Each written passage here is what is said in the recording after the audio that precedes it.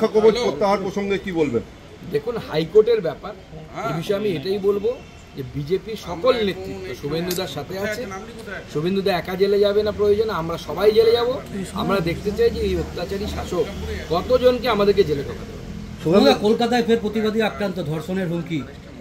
এই তো রাজ্যের পরিস্থিতি এখন, এটাই স্বাভাবিক রাজ্যের, এই রাজ্যে এটাই স্বাভাবিক হয়ে গেছে। মগের মুলুক আমরা ছোটবেলা থেকে শুনেছিলাম, এই রাজ্য সেই মগের মুলুকে পরিণত হয়েছে।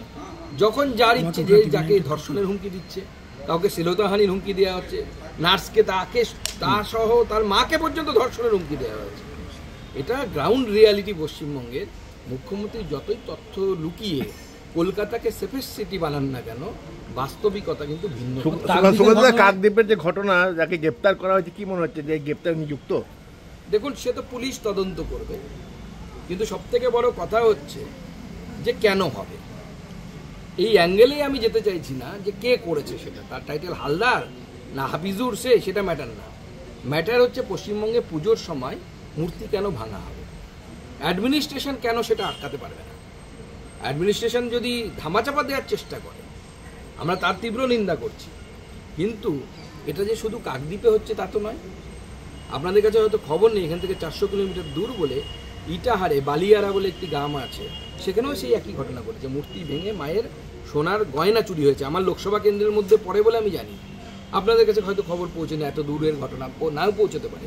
কিন্তু পশ্চিমবঙ্গের বিভিন্ন প্রান্তে, বিভিন্ন জায়গায়, বিভিন্ন পুজোর সময় এটা হচ্ছে, এবং দেখা যাচ্ছে যে মুখ্যমন্ত্রী তার জন্য প্রাইজও দিচ্ছেন। যে ছেলেটি, আমি তার নাম নিচ্ছি না, নাহলে তার নামের মধ্যে অনেকে ধর্ম খুঁজতে যাবে, সেখানে আবার সেকুলারিজম আহত হবে, যে মুখ্যমন্ত্রীর এলাকার কলেজে সরস্বতী পুজো বন্ধ করে দিয়েছিল, তাকে প্রমোশন দেওয়া হলো তৃণমূল কংগ্রেসে। মাকে প্রিজন ভ্যানে চাপানো, কিভাবে দেখছেন এটা? দেখুন, মাকে প্রিজন ভ্যানে যারা চাপিয়েছে, তারাও প্রিজন ভ্যানে চলে গঙ্গাতে বিসর্জনের জন্য যাবে আগামী 26শে নির্বাচন। কুচবিহারের পুলিশ সুপার বদলি বলছে, রুটিন বদলি বলছে। সে তো দেখেছেন আপনারা, মদ খেয়ে মাতলামি করছিল, খালি গায়ে গেঞ্জি পরে নিজেকে সালমান খান মনে করে মাথায় ফেটি বেঁধে পেটাচ্ছিল, মহিলাদের গায়ে হাত দিয়েছে। জনগণ প্রতিবাদ করেছে। জনগণকে এইভাবে রাস্তায় নামতে হবে, তবে এই সরকার শায়েস্তা হবে, নাহলে এই সরকার শায়েস্তা হবে না।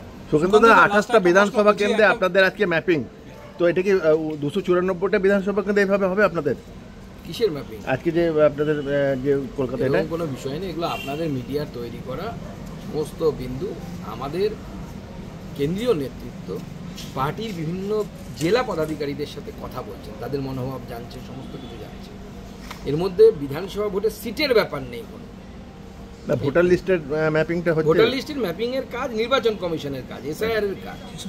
এসআইআর নির্বাচন কমিশন করবে, তো সেই নির্বাচন কমিশন তো দেখাচ্ছে, বা যেটা আমরা মিডিয়ার কাছ থেকে খবর পাচ্ছি, যে এই ম্যাপিং অর্থাৎ 2002-3 লিস্ট আর বর্তমান লিস্ট, এই দুটোকে যখন ট্যালি করানো হচ্ছে, হয় আপনার নাম থাকবে অথবা আপনার মা বাবার নাম থাকবে। দেখা যাচ্ছে অনেক ক্ষেত্রে মিলছে না, সেটা বিভিন্ন পার্সেন্টেজে অমিল আছে, কোনো ক্ষেত্রে 50%-এর উপরে অমিল।